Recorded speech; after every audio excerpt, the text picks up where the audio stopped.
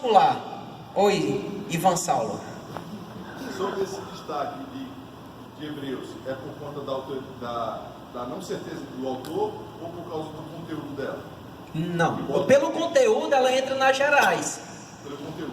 Pelo conteúdo ela entra nas gerais. Mas ela se destaca assim, porque não, Epístolas gerais e Hebreus. Se prende ao seguinte: por não conhecermos quem é o autor, ela vai para o geral. Porque o que é que nós temos no Novo Testamento?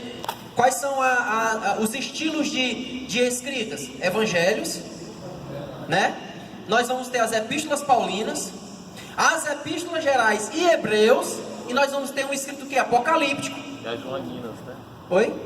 Não, as joaninas, mas as joaninas ela vai entrar no Evangelho ou nas gerais, como eu estou colocando aqui. Existe a diferença, mas assim, por ela não ser paulina, ela não é um escrito apocalíptico que vai fazer total distinção. Ela vai entrar ali na geral, mas é feita essa divisão das demais por essa interrogação do autor. Oi, Felipe, faça seu acréscimo aí. Na linha protestante a gente conhece como gerais, né? Mas nos comentários vão ser chamados de epístolas católicas. Católica que tem a ver. Universal, né? Para quem não sabe o que é católico, católico significa universal, ou uma carta de abrangência não tão específica a igrejas, né? Como foi aquela igreja, tá certo? Uma abrangência universal. Tá até na sua apostila também, que essa nomenclatura universal, ela também pode ser chamada de católica, porque é exatamente isso que elas significam, tá? Então Hebreus tem só essa, e eu ainda digo até mais, isso é um achômetro meu, viu, Felipe? Se eu estiver errado aí você tem. Hebreus, ele é tão profundo, tão pesado o conteúdo dele, que ele merece esse destaque. Hebreus, ele é como se fosse o Levítico do Novo Testamento. De difícil leitura, como o Lucas disse. Hebreus ali nós vamos ver a relação e a superioridade de Cristo com os sacerdotes, de Cristo com o sacrifício, de Cristo com os anjos. Se o cara não tiver um pouquinho de entendimento do que é lei, do que é religião, ele não entende nada. O cara que acabou de se converter, vou começar a ler a Bíblia e o Senhor vai me mostrar que livro ler primeiro. Se ele abrir em Hebreus, ele está frito. Porque nada para ele vai fazer sentido. É igual ler Levítico, sendo o primeiro livro. Você só vai ver morte de animal. Você vai ver que o sacerdote tinha que se vestir assim, tinha que ter um tabernáculo. O que é isso, pelo amor de Deus?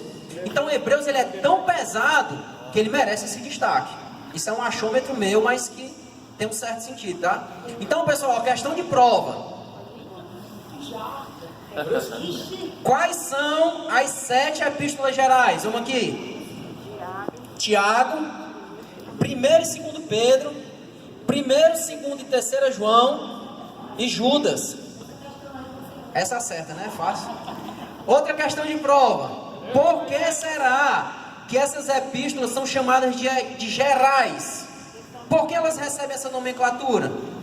Porque são de natureza e alcance universal ou católico, que é a mesma coisa. Não se dirigem especificamente a nenhum grupo, a nenhum indivíduo ou congregação em particular. Tá certo? Se você aprender isso aqui, você já tem 10% do conteúdo assimilado. Vamos lá. A origem das epístolas gerais. De onde elas são oriundas? Qual é a sua origem? Logo que o cristianismo foi se espalhando através das fronteiras da Palestina e as distâncias geográficas cada vez maiores foram separando os grupos de crente, introduzindo-se o grupo de cartas. A minha cunhada ela está fora do Brasil, mas para eu falar com ela hoje é bem fácil. Eu pego o WhatsApp e falo com ela, em milésimo de segundo ela visualiza e responde. Nessa época aí, como era que eles se comunicavam de forma eficaz e rápida? Cartas.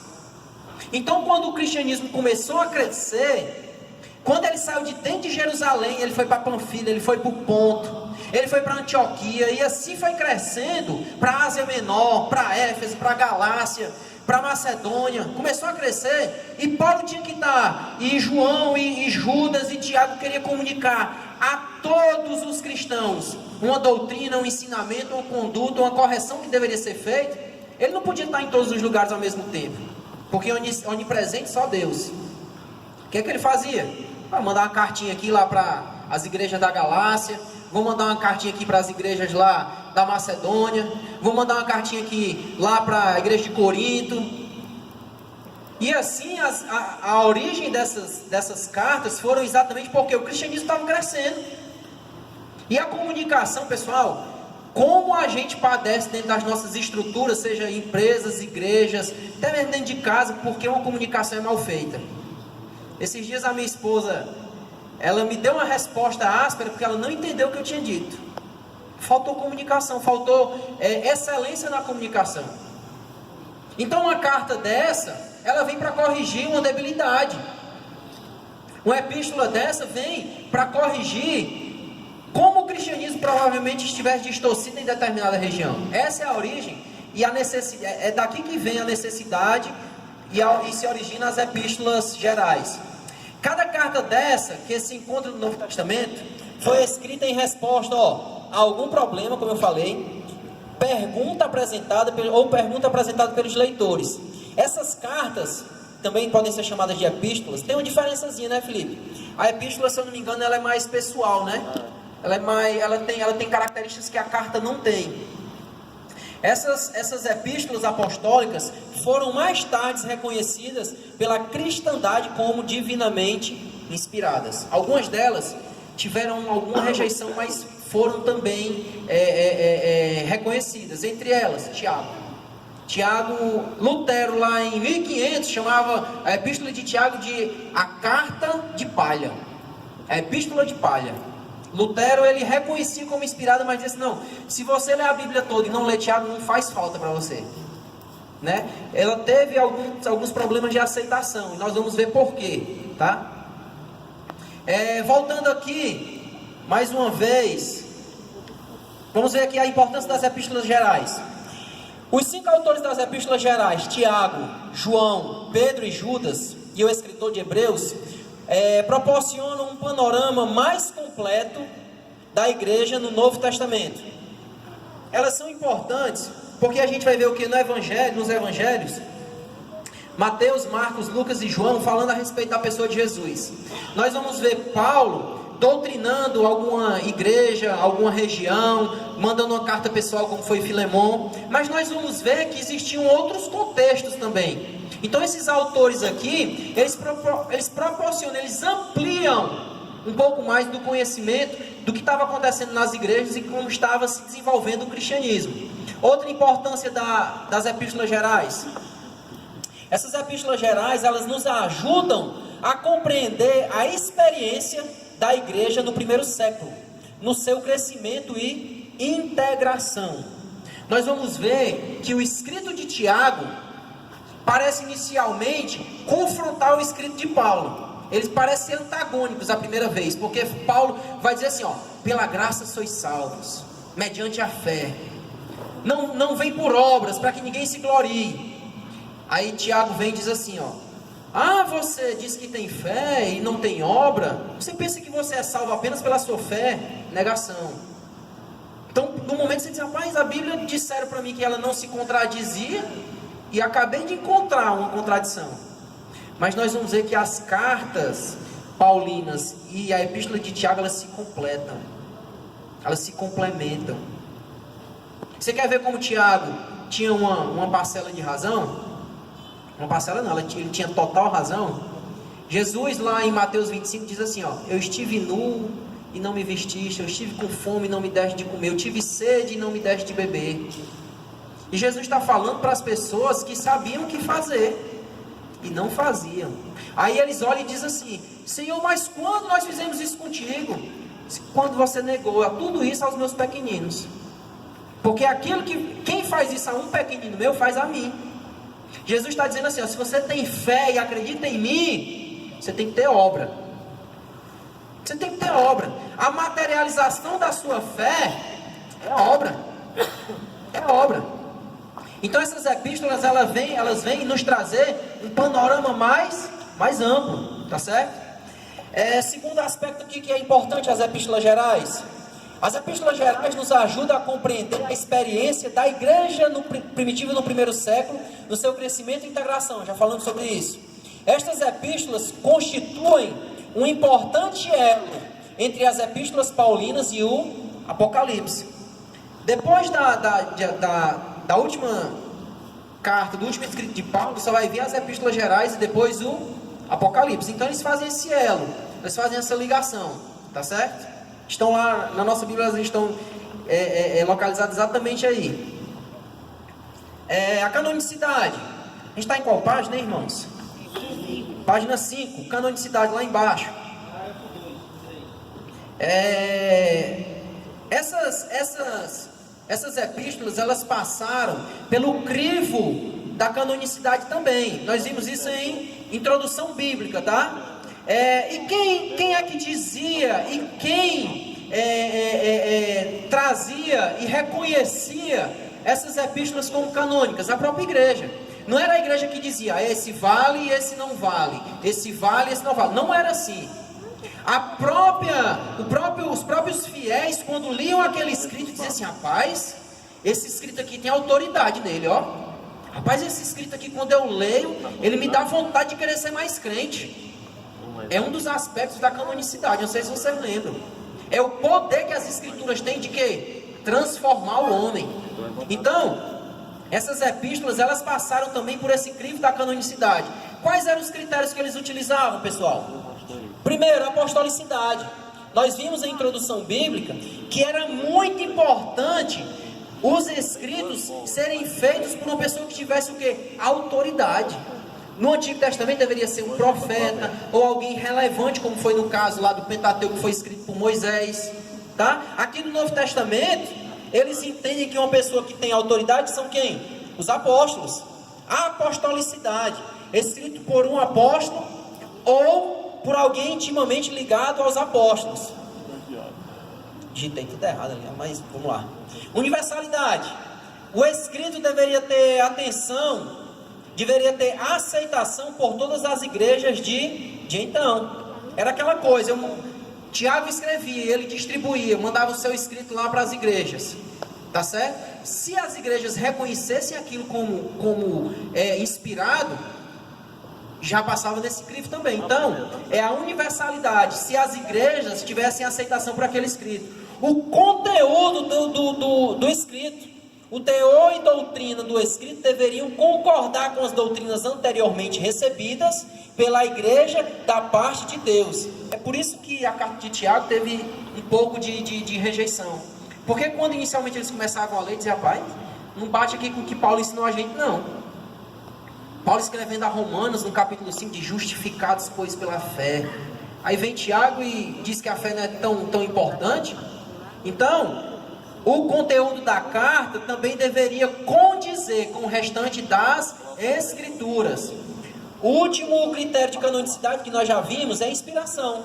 O escritor deveria mostrar a mínima evidência de ser inspirado pelo Espírito Santo.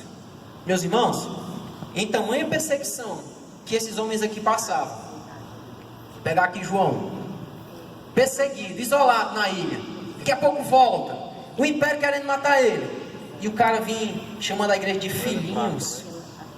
Rapaz, só coisa de Deus mesmo, só coisa de Deus, só muita inspiração de Deus, sabe? Não tem como não reconhecer nos escritos das Sagradas Escrituras a inspiração divina, porque esses homens aqui, eles estavam no fio da navalha, e mesmo assim, a maioria das vezes, equilibrados, trazendo uma palavra de consolo. Pedro chega, aquele que havia negado, e na sua primeira carta diz assim, olha, não desistam, perseverem, não voltem atrás, a fé de vocês, ela não é ouro nem prata não. Meu amigo, é a inspiração divina. A inspiração é transformação. É o cara lembrar que, rapaz, Pedro aqui se converteu mesmo, viu? Se Pedro se converteu, eu posso me converter. Porque Pedro, que era um dos 3 mais próximos, quando foi na hora H negou, imagina eu se eu não posso me converter.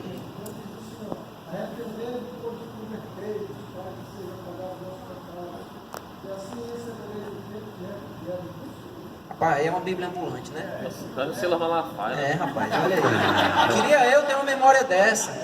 Porque os versículos que eu sei, eu parafraseio que só aqui, mas dá certo no final. Vamos aqui, pessoal. Canonicidade, passamos pelos 4 critérios.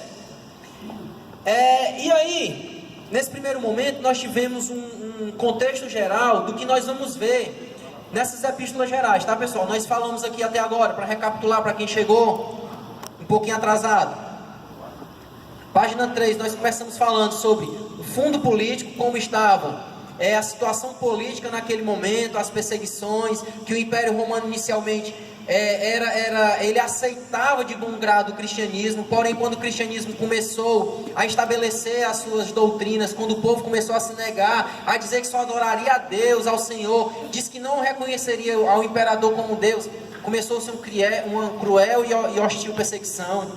Nós vamos ver, nós já vimos também como estava e como era a igreja primitiva, inicialmente composta por judeus, e depois os gentios vão se convertendo e começam alguns conflitos entre eles. Vimos os motivos desse conflito, nós vimos a importância dessas epístolas gerais, vimos o panorama em que elas foram escritas, vimos que elas foram reconhecidas como canônicas. E aí nós vamos falar agora sobre a autoria da carta de Tiago.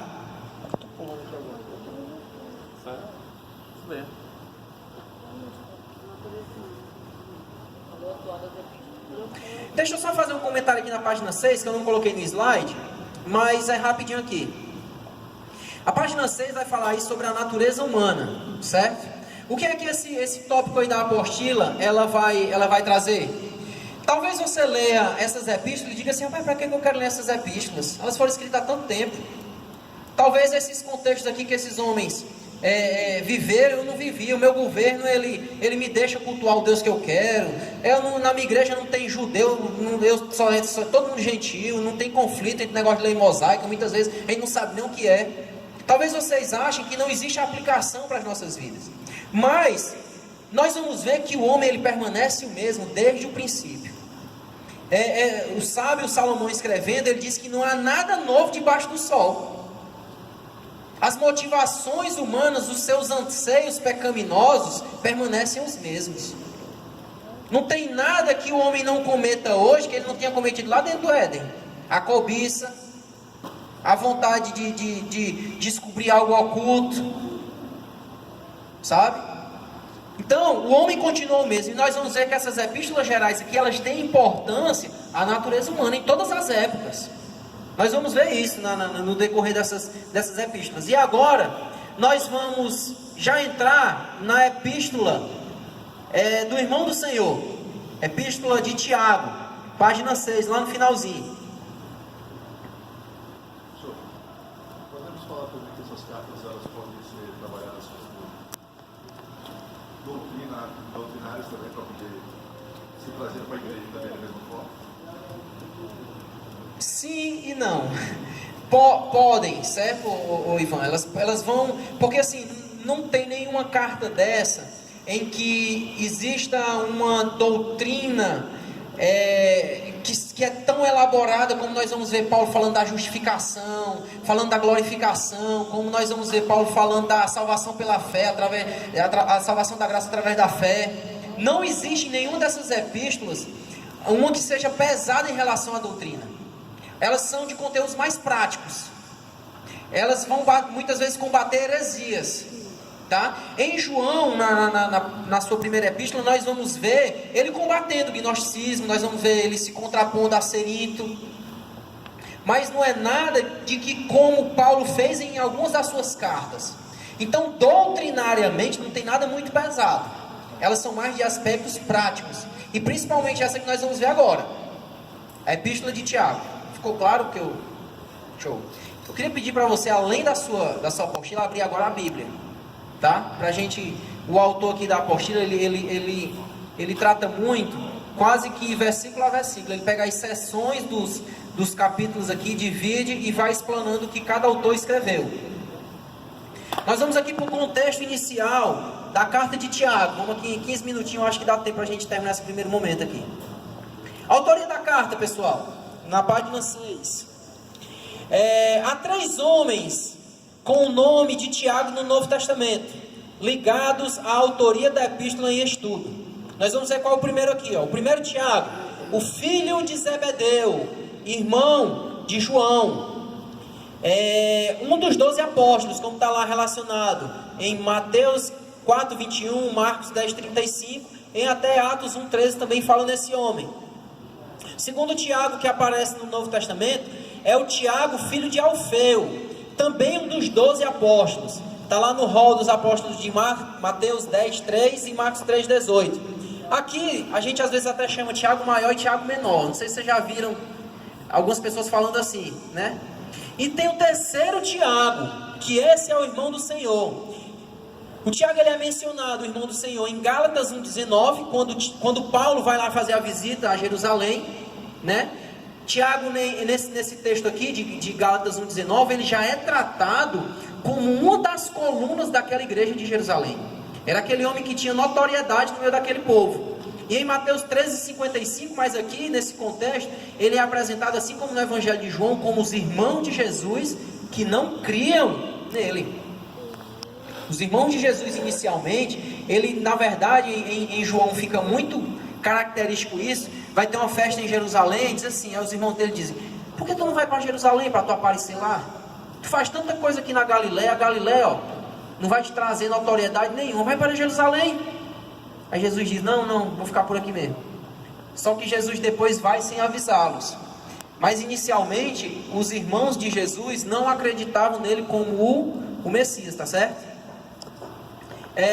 Alguns motivos que levam a maioria dos eruditos a concordarem em identificar Tiago, irmão de Jesus, como autor da epístola. Quais são esses motivos que nos fazem acreditar que é esse Tiago, irmão de Jesus, que escreveu, e não o Tiago maior nem o Tiago menor? Primeiro, a forma em que Tiago se apresenta aos seus leitores transmite muita autoridade e credibilidade. Tiago 1 diz assim, ó: Tiago, servo de Deus e do Senhor Jesus Cristo. Você imagina você pegar uma carta, aí diz assim, ó: para Ícaro, de Francisco. Eu vou ficar, meu Deus, quem é esse Francisco? Quem é esse Francisco, pelo amor de Deus?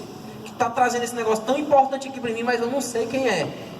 Quando o Tiago diz assim, ó: Tiago, servo de Deus e do Senhor Jesus Cristo, tinha que ser uma pessoa com muita autoridade no que estava falando. Tinha que ser alguém que o pessoal dizia assim: rapaz, é o Tiago, irmão de Jesus, que escreveu isso aqui para a gente. Não tinha como pensar que era outro. Não tinha como ter uma interrogação, uma dúvida de que Tiago era esse. Outro aspecto que levam aos principais eruditos a concordarem que era esse Tiago: a carta foi escrita por um judeu conhecedor da lei. Nós vamos ver que na carta de Tiago, na epístola de Tiago, ele faz referências à lei mosaica, e tem um momento que em algumas traduções aqui, depois nós vamos até ver qual de vocês tem, Tiago ele chama a igreja de sinagoga. Ele era tão familiarizado com o contexto judaico, que na sua epístola ele faz um pouco essa confusão, vamos dizer assim, do ajuntamento dos cristãos. Ele chama aquele ajuntamento de sinagoga, que era o mesmo local onde os judeus se reuniam.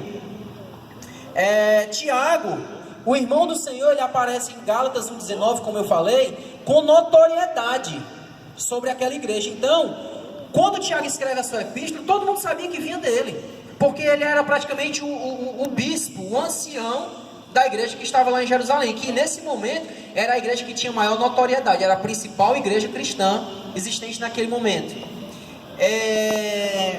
Deixa eu fazer aqui só alguns comentários, que eu passei por esse slide e não fiz. Por que também descredibilizar esses dois primeiros Tiago?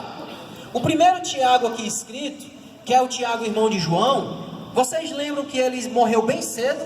Em Atos mostra que quando começou a perseguição, Tiago ele é morto por Herodes. Então ele não tinha tido tempo de escrever essa carta. Ele morreu de forma muito prematura. Provavelmente essa epístola de Tiago, ela foi escrita pelo ano 47, 48, um pouquinho antes do concílio de Jerusalém, que foi no ano 50. Certo? E esse Tiago aqui morre antes do período que foi escrito a epístola. Esse segundo Tiago aqui, que é o Tiago menor, ele não tem nenhuma importância nos escritos neotestamentários. Ele entra no rol dos 12 apóstolos, que já é muita coisa, mas não tem nenhum feito relevante por ele descrito no decorrer do Novo Testamento.